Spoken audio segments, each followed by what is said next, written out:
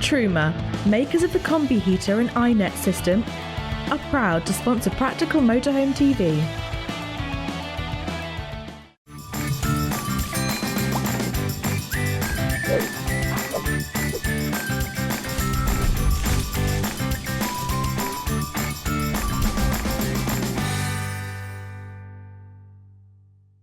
Welcome to Practical Motorhome TV, your one-stop shop for everything motor caravan. If touring is your thing and you prefer to chug not tug, then you've come to the right place. Coming up on the show, amongst others, we've got a Fab Frankia A-Class and an Auto Trail V-Line.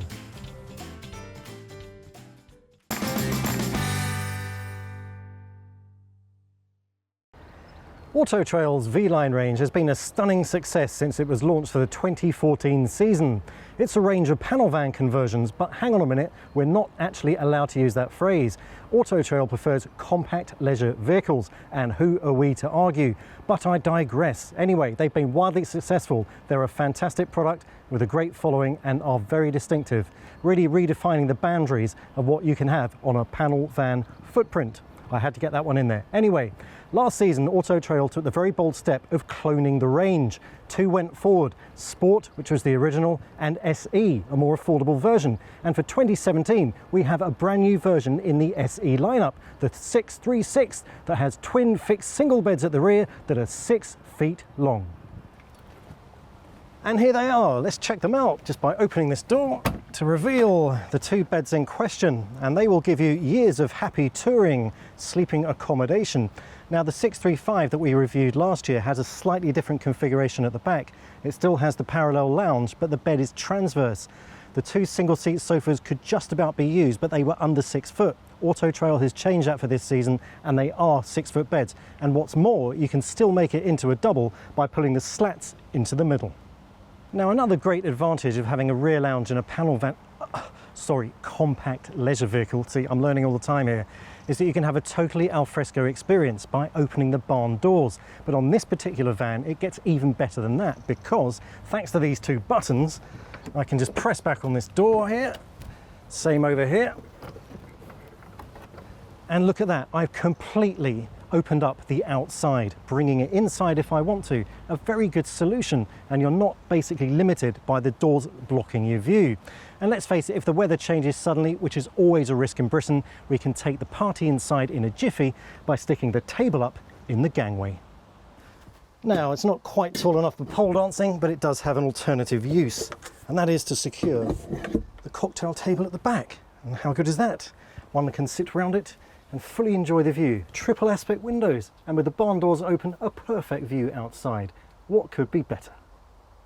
Now, moving into the kitchen, as you can see, it's quite compact. However, you still get 3 gas burners, combination oven and grill, and a sink with a mixer tap. Up above, we have the microwave, maybe slightly too high for some people, but not really sure where else it could have gone. Now, the offside washroom is certainly compact, but it manages to pack in a tip-up sink to save space. This is under a mirrored vanity unit, and elsewhere you'll find a separate showerhead which perches above the swivel loo. Now, if you're wondering where the kitchen drawers and cupboards are down at the level under the sink, then have another look. They're definitely not there. They don't open into the gangway because it's very limited space-wise. Auto Trail has obviously recognised that and is one step ahead of the curve by pushing them through 90 degrees, so they open into the space behind the passenger seat. And here it is. You get full travel on all 3 drawers, so very good for ease of use and great for outside catering.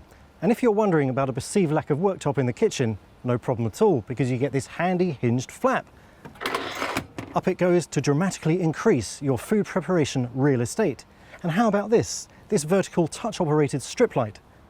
Perfect if you're serving crumpets at dusk. Now, Auto Trail always has the end user in mind, so don't be surprised to find that cruise control is included in this cab. And you also get those rather natty chrome rings around the dials for a very automotive look that makes you think that you're not actually driving a compact leisure vehicle at all. The Autotrail V-Line 636 SE is 6.36 metres long. It rides on the Fiat Ducato with the latest Euro 6 engine and has a 3,500 kilogram chassis, so anyone can drive it on a standard car licence. Now, I haven't seen the prices and tech specs for the 2017 models yet, so I can only estimate that the price would be in the region of the mid-40s and the payload would be around 500 kilograms.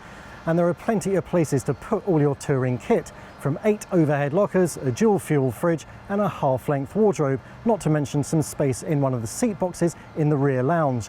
And it's that rear lounge in conjunction with the mini dinette up front that makes this such a versatile van, a great mix of comfort and convenience. And we haven't even had time to mention the other bits of kit, like the Autotrail umbrella and the USB connectivity and hands-free steering controls for the audio system. So if you like the look of what you've just seen, then I suggest you make a beeline for your local V-Line dealership and sign on the dotted line.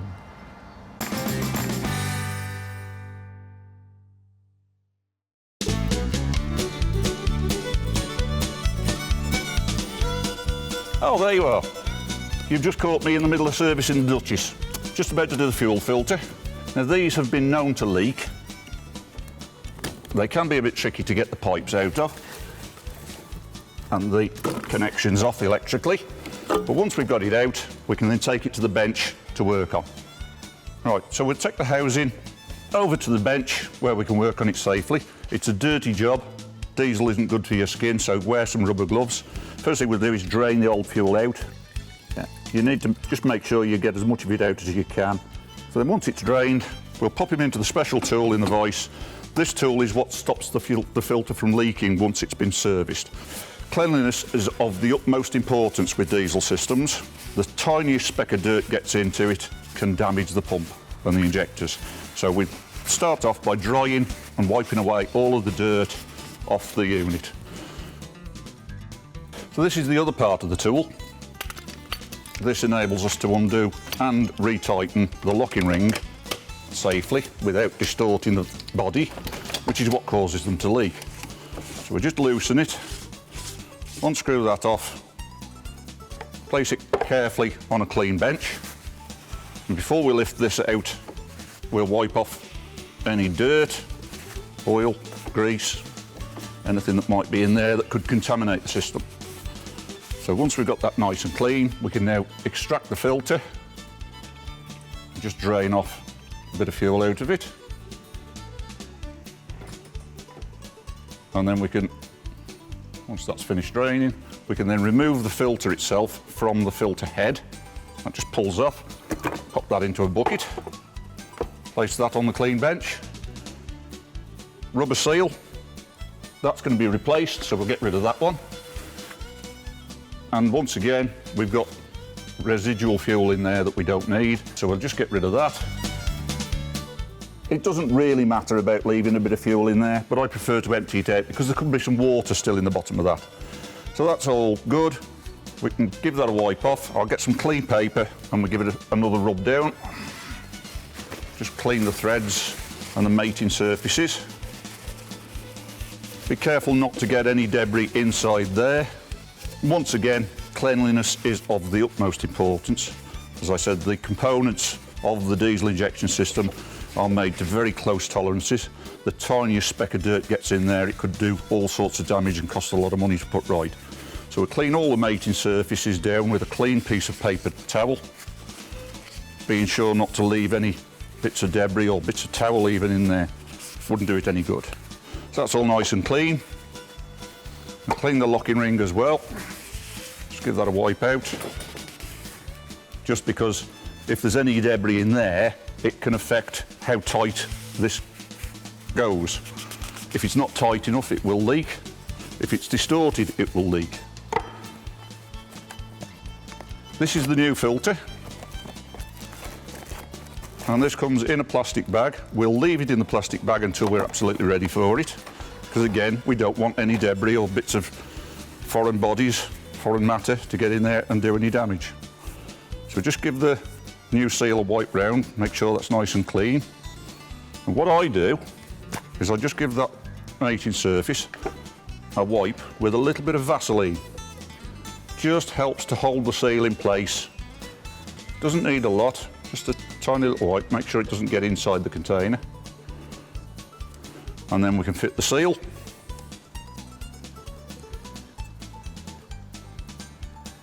And again, a little wipe of Vaseline around the top surface of the seal.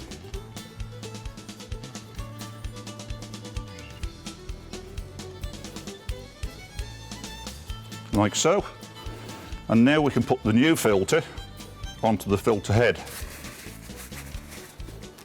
When you do this, just tear open the top of the plastic bag. Don't touch the filter body with your hands, even gloved hands, because of contamination. So that simply pushes on until it clicks in, and now we can extract the plastic bag off it, and that goes back into the filter body. The filter head will only fit on the body in one position. Final bit, the locking ring, a little wipe of Vaseline around the threads. Again, doesn't need a lot, just helps it to go on nicely. Screw that down by hand until it touches. And now the important part is to use the tool again, excuse me, and a torque wrench set to 30 Newton meters. Any tighter, it'll distort the body. Not tight enough, it will leak. We just gently pull that down until the torque wrench clicks, and that's ready to go back on the vehicle. So we bring that round. First thing, it just mounts simply onto this bracket on the bulkhead. That just clips in, like so. Then the electrical connections, there's one on the top, and there's another one down here, which is quite difficult to get at. But with a little bit of perseverance, you can get at it. Not too bad.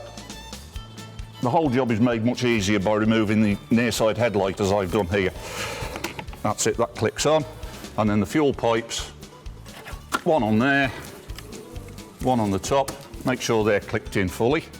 Just give it a final wipe off. Get any last traces of fuel off the outside of it. And now we can bleed the system. These are self-bleeding filters. Bleeding just means getting the air out of it. We don't want air getting into the injection system. So we need to bleed the air out of it, and we do that simply by turning the ignition on. The electric pump in the fuel tank will lift fuel and push it up into the filter. The air will be expelled back into the tank. You may even hear it bubbling in the tank. After about 10 seconds, we can turn the ignition off. We'll let it stand for 10 seconds, and then we'll do it again. And we'll do that 3 or 4 times, just to make sure we've got rid of all the air out of the system. So once we've finally bled all the air out, we can then start the engine and have a look at the fuel filter to make sure there's no leaks. And that's it, nice and dry, no signs of any leaks, all good to go.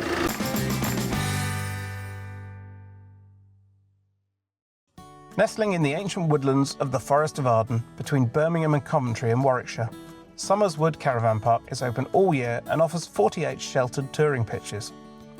Somers Wood is a popular base for those visiting the biannual industry shows at the NEC, thanks in part to its proximity to the exhibition centre. But it's a great place to stay no matter what the purpose of your visit. It's only open to adults, and as a result, your time there is sure to be a relaxing one. The top-notch facilities include tidy washrooms, an information cabin, a book exchange, Wi-Fi connectivity, 10-amp electric hookup and a laundrette. Visitors to the park can also make use of the Stonebridge Golf Club and nearby fishing lakes, while the city of Birmingham is just 12 miles down the road, with a bus stop near the gates to the site. Once you've finished shopping and sightseeing, you can relax in the beautiful surroundings of the Warwickshire countryside. Welcome to Somers Wood. We're located just half a mile outside the village of Merida in the heart of England between Birmingham and Coventry. We've got 48 pitches, all of which have partial hard standing. Some of them double hard standings, but the majority of them have got a hard standing with grass at the side. We've also got 4 fully serviced pitches as well. Service pitches come with all our electric points are 10 amp electric. So the fully serviced pitches come with free satellite hookup for Sky. You can access satellite hookup elsewhere on the park, but there is a nominal charge. So with the back to the service pitch, you get your drinking water, your own wastewater, free satellite and your 10 amp electric hookup. We have an information cabin which is separate to reception. It's open all the time, and in there you'll find Chinese and Indian takeaway menus, of which food can be delivered to the caravan park. Also there's lots of information, train and bus timetables, and also a selection of books. For the golfers and fishermen amongst you, just adjacent to Somers Wood, literally within walking distance, we overlook Stonebridge Golf Centre. They have a 27-hole golf course. They have a floodlit driving range, and there's also a clubhouse there which all our guests, regardless of whether you play golf or not, you can pop across and grab breakfast, lunch, or just sit outside and have a beer and watch the world go by.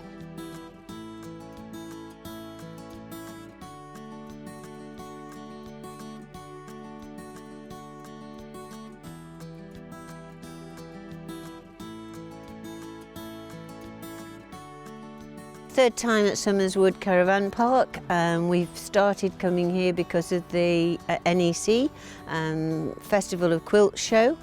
We would come again, we would come every year because we enjoy the site. It's well kept, it's peaceful, it's a very nice place to be.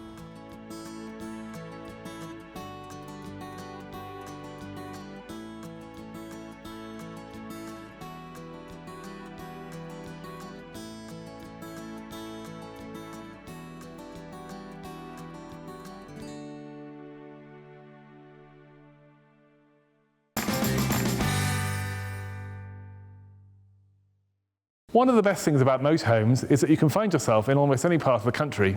And today, we're lucky enough to be here at SMC in Newark to have a look at this beauty, the Frankia i740 Plus exclusive. Let's take a look inside.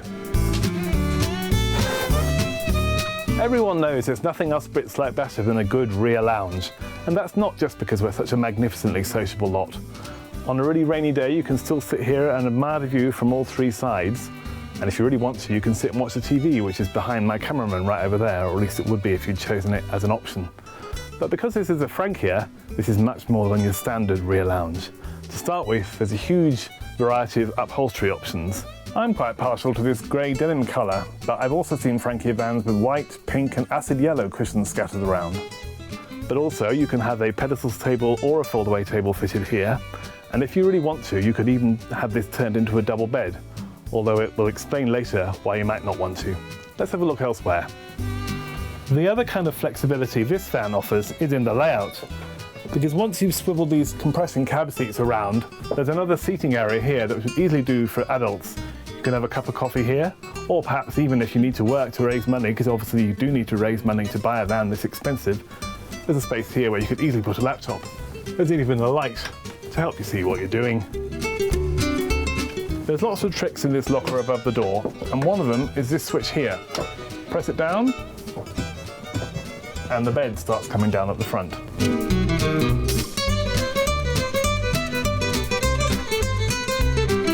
The bed on its own makes quite a cosy double bed, and if you want something a bit bigger, all you have to do is just pull up the slats, put the infill cushion in, the same on the other side, and then you had two singles which are slightly longer. Also, you may have thought the chest under here was actually a chest. It's not. It's actually rather an ingenious set of steps to get you up to the bed in the first place.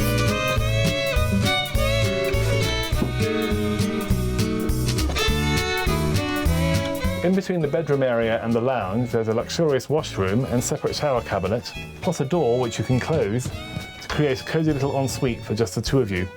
And if even that's not good enough, there's also a partition here which you can close to cut yourself off for complete privacy. The kitchen is well equipped with a 3-burner hob, a sink whose cover cleverly doubles up as an extra shelf here, bags of storage in all shapes and sizes, a large fridge and freezer, and an oven. Unfortunately, this is rather high for most people except the likes of me.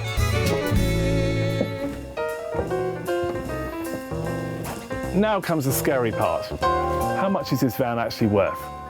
Well, it's not far short of £90,000. Yes, that's a phenomenal amount of money. My producer says it's actually more than what he paid for his first flat in London. But you've got to think about the quality of the build you get in here and the bespoke nature of what you can order, plus the exciting extra things that Frankia include in their vans which you won't really find anywhere else.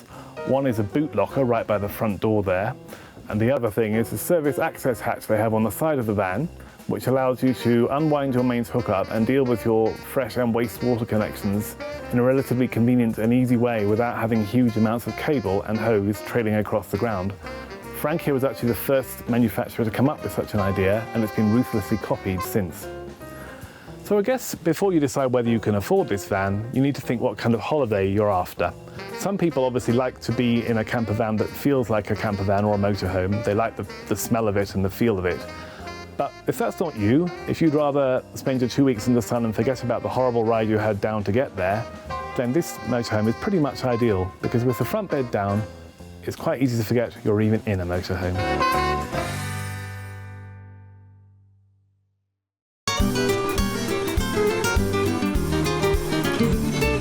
One of the best things about camper vans is the facility to pull up in quite little spots like this. Of course, the downside of rural locations is the lack of internet access, but that needn't really be a problem, as you're about to see. Of course, with the advent of modern technology, it's not that difficult. We can even get online with a mobile phone. As easy as that, we've got the internet. Or I can check my emails. Nice and simple. Or we can use this as a mobile router and connect to this with a laptop or a tablet via Wi-Fi. Let me show you how. Right, so I've set my mobile phone up as a mobile Wi-Fi hotspot. What that means is the phone connects to the internet via the mobile phone network. That is now giving off a Wi-Fi signal which I can connect to with my laptop or my tablet.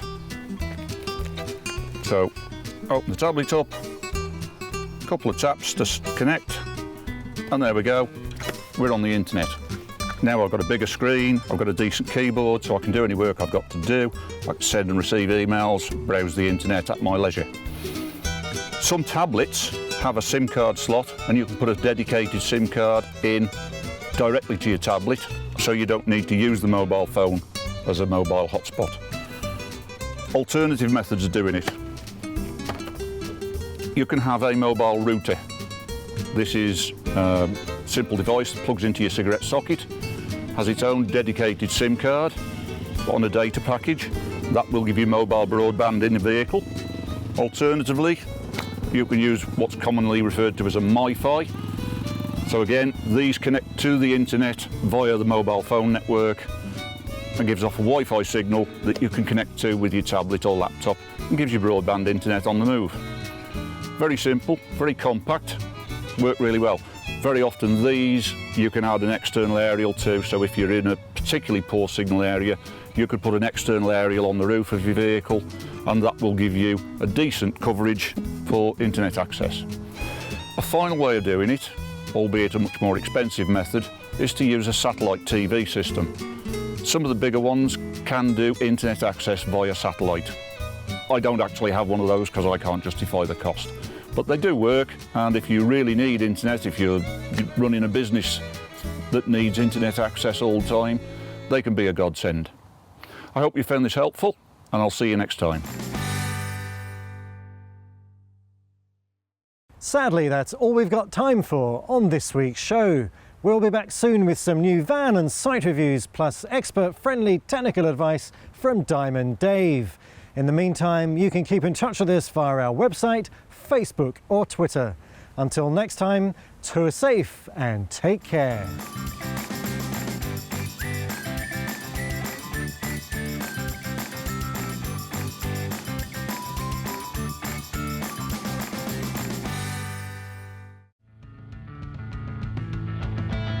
Truma, makers of the Combi heater and iNet system, are proud to sponsor Practical Motorhome TV.